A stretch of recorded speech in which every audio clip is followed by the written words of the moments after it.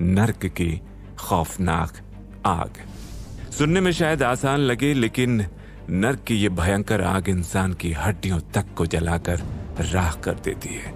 शरीर का मांस गल जाता है, हड्डियां पानी हो जाती हैं, लेकिन फिर भी अनंत काल तक आत्मा तड़पती रहती है, जलती रहती है, रहम की भीख मांगती रहती है, पर उसे कहीं पनाह नहीं मिलती। मगर जो नर्क की एक भयानक आग में भी स्वर्ग का आनंद ले सके, वो था राधे। नर्क में हर तरफ हाहाकार मचा था। पापी आत्माओं को उनके गुनाहों की सजा दी जा रही थी। कहीं नर्क दूत किसी आत्मा को कोड़े मारकर लहूलुहान कर रहे थे, तो कहीं गर्म तेल की कढ़ाइयों में तल रहे थे। कहीं सदियों से प्यासे कुछ आत्माएं पानी की एक एक बूंद के लिए तड़प तड़प कर बेहाल हो रही थी, तो कहीं कुछ पापी आत्माएं खून की उल्टियां कर रही थी। चारों तरफ बस अपने कर्मों की सजा भुगतती, रोती, बिलखती, चीखती, चिल्लाती आत्माओं के कोलाहल से कोहराम मचा हुआ था। हालांकि धरती पर हर 15 दिन के बाद चांद निकलकर अमावस्या के घोर अंधकार को दूर कर देता है, लेकिन उस नर्क में तो मानो अनंत काल से रोशनी का नामो निशान तक नहीं था। पर उस कोलाहल से दूर नर्क की सबसे ऊंची चट्टान पर एक अजीब सा नूर छाया हुआ था। गहरे स्याह अंधेरे और कोहराम के बीच पूरे नर्क में केवल वही एक ऐसी जगह थी जहां ना कोई शोर था, ना किसी की चीख पुकार, ना भूख प्यास की तड़प और ना ही कोई हाहाकार। वहां बस शून्यता की शांति और परम आनंद का एहसास था, क्योंकि नर्क की उस सबसे ऊंची चट्टान पर बैठी आत्मा कोई साधारण आत्मा नहीं थी। ये स्वर्ग की उन सबसे शक्तिशाली आत्माओं में से एक थी, जिसके पास देवताओं को भी परास्त कर देने जैसी दिव्य शक्तियां और ईश्वर की तरह अमरता का वरदान था। वो कहते हैं ना, अगर कोई आसमान से गिर जाए तो भी एक बार के लिए उठ सकता है, लेकिन अगर कोई किसी की नजरों में गिर जाए तो फिर उसका उठना नामुमकिन हो जाता है। और ऐसा ही कुछ हाल नर्क की सबसे ऊंची चट्टान पर बैठी उस दिव्य आत्मा का भी था।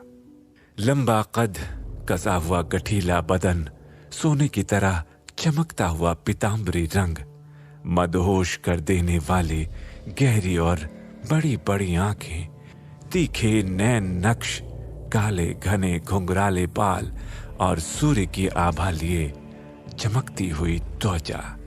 यूं कह लीजिए, दिखने में उस नौजवान की आत्मा साक्षात कामदेव का अवतार थी। उस नौजवान के पास दिव्य गंधर्वों को भी शर्माने पर मजबूर कर दे ऐसा रूप रंग था। देवताओं की तरह बहुत सी दिव्य अलौकिक शक्तियां थी, लेकिन फिर भी वो पिछले हजारों सालों से नर्क की उस चट्टान पर बैठा ना जाने किस गुनाह की सजा भुगत रहा था। नर्क के देवता धर्मराज ने कभी उसके कर्मों का लेखा जोखा अपने नर्क दूतों के सामने नहीं खोला। इसलिए पिछले हजारों सालों में ना तो उसने किसी से बात की और ना ही उस चट्टान से कभी नीचे उतरा था। उसे वहां किसी भी आत्मा से, उस दुनिया से और उस नर्क से कोई मतलब नहीं था। वो तो जब से यहां आया था तब से बस वहीं बैठा एकटक दूर क्षितिज की ओर देखे जा रहा था। उसके मन में न शांति थी और ना ही शोर था। अगर कुछ था तो बस कभी ना खत्म होने वाला इंतजार।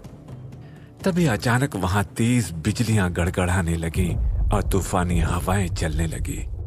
देखते ही देखते उस चट्टान पर एक भयानक विस्फोट हुआ और एक बूढ़ी रूह ना जाने कहां से उस नौजवान के पास आकर बैठ गई। वो बूढ़ी रूह एक दिव्य बूढ़े आदमी की थी, जिसमें एक अजीब सी प्राचीन आभा निकल रही थी। उसके वहां बैठते ही आसपास का माहौल उस आभा की रोशनी से जगमगा उठा। उस रोशनी को देखकर पहली बार उस नौजवान ने अपनी पलकें झपकाई और लापरवाही से एक नजर उस बूढ़े आदमी को देखा। इसके बाद वो फिर से एकटक सामने क्षितिज को निहारने लगा। दरअसल पिछले हजारों सालों में ये पहली बार था जब नर्क में उस नौजवान की मुलाकात किसी दिव्य आत्मा से हुई थी, लेकिन फिर भी उसने दोबारा उसकी तरफ पलट कर नहीं देखा और वापस अपने ख्यालों में खो गया। जैसे ही उस बूढ़े आदमी की नजर अपने पास बैठे उस नौजवान पर पड़ी तो उसकी आंखों में एक अजीब सी चमक आ गई। दरअसल पूरे नर्क में केवल वो नौजवान ही एक ऐसी दिव्य आभा से घिरा हुआ था जिसने उस भयानक नर्क की आग को भी शांत कर दिया था। कुछ देर तक यूं ही मुस्कुराते हुए उस नौजवान को देखने के बाद उस बूढ़े आदमी ने वहां पसरी हुई गहरी खामोशी को तोड़ते हुए नौजवान से पूछा, क्यों बरखुरदार, इस भयानक नर्क में रहने के लिए तुमने कौन से गुनाह किए हैं? तुम यहाँ की किसी पापी आत्मा की तरह तो नहीं दिखते। पिछले हजारों सालों में ये पहली आवाज थी जो उस नौजवान के कानों में पड़ी थी। वो इस नर्क में किसी से भी बात नहीं करना चाहता था, इसलिए पिछले हजारों सालों से उस चट्टान से नीचे नहीं उतरा था। पर अब जब वो बूढ़ा आदमी खुद आगे बढ़कर उससे बात कर रहा था तो उसने अपनी खामोशी को तोड़कर झुंझलाते हुए कहा, क्या करोगे जानकर? उसे इस तरह गुस्सा करते देख वो बूढ़ा आदमी मुस्कुराने लगा और उसने शांत स्वर में कहा, यह करने के लिए है ही क्या, अब बता भी दो, इसी बहाने दो चार बातें हो जाएंगी। नौजवान को उस बूढ़े आदमी से बात करने में कोई दिलचस्पी नहीं थी, इसलिए उसने बेमन से बात को वहीं खत्म करने के लिए कहा, मेरे गुनाहों की फहरिस्त काफी लंबी है। लेकिन वो बूढ़ा आदमी इतनी जल्दी हार मानने वाला नहीं था। उसने पलटकर नौजवान से सवाल किया, मसलन? इस नौजवान ने थोड़ा चिढ़ते हुए कहा, मसलन देवराज इंद्र के गुप्त फल को चखना। नौजवान की बात सुनकर उस बूढ़े आदमी का मुंह खुला का खुला रह गया। जो उसने अभी अभी सुना था वो आज से पहले कभी नहीं हुआ था, इसलिए उसे सुनकर बूढ़े आदमी को अपने कानों पर विश्वास नहीं हो रहा था। उसने हकलाते हुए कहा, तुम? हालांकि वो बूढ़ा आदमी कहना तो बहुत कुछ चाह रहा था, लेकिन उसकी समझ में नहीं आ रहा था कि वो क्या कहे।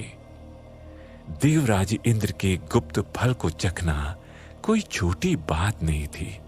किसी आत्मा तो क्या, स्वर्ग के देवताओं में भी ऐसा दुस्साहस करने की हिम्मत नहीं थी। बहरहाल कुछ देर तक यूं ही हकलाने के बाद उस बूढ़े आदमी ने खुद को संभालते हुए कहा, अजीब बात है, जो तुमने किया उसके बाद भी तुम अभी तक सही सलामत हो। ये सुनकर उस नौजवान ने अपने होठों का एक किनारा टेढ़ा कर ताना मारने वाली मुस्कान के साथ अपना सिर झटक दिया। दरअसल ये दोनों तो अमर आत्माएं थी जो जीवन और मृत्यु के बंधन से कब की मुक्त हो चुकी थी। इसलिए जैसे ही उस बूढ़े आदमी को नौजवान की मुस्कुराहट का मतलब समझ आया, वो भी ठहाका लगाकर हंस पड़ा और फिर उसने हंसते हुए कहा, जब देवराज को तुम्हारे इस गुनाह का पता चला होगा तो उनकी क्या हालत हुई होगी। तुम वाकई में सबसे अलग हो। वैसे तुम्हारा नाम क्या है? उस बूढ़े आदमी का सवाल सुनकर नौजवान ने तेज आवाज में गर्व से कहा, राधे, राधे है नाम मेरा। जैसे उस नौजवान ने अपना नाम बताया, अचानक मानो उसका नाम पूरे नर्क में गूंजने लगा। नर्क के उस भयानक कोलाहल के बीच भी उस नाम की गूंज चारों दिशाओं में फैल गई और एक पल के लिए तो उस नर्क में सदियों की तड़पती आत्माओं को भी ऐसा लगा मानो उनके कानों में गंधर्वों का दिव्य संगीत बज उठा हो।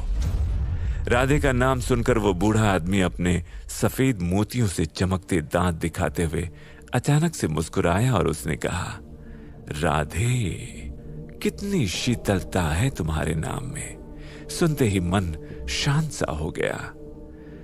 ये सुनकर राधे के चेहरे पर गहरे दुख के बादल छा गए। ये पहली बार था जब राधे ने इस नर्क में कुछ भी महसूस किया था।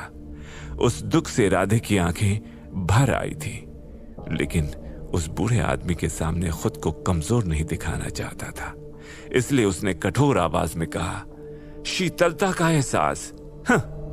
बहुत ज्यादा शीतलता भी कभी कभी जला देती है महाशय।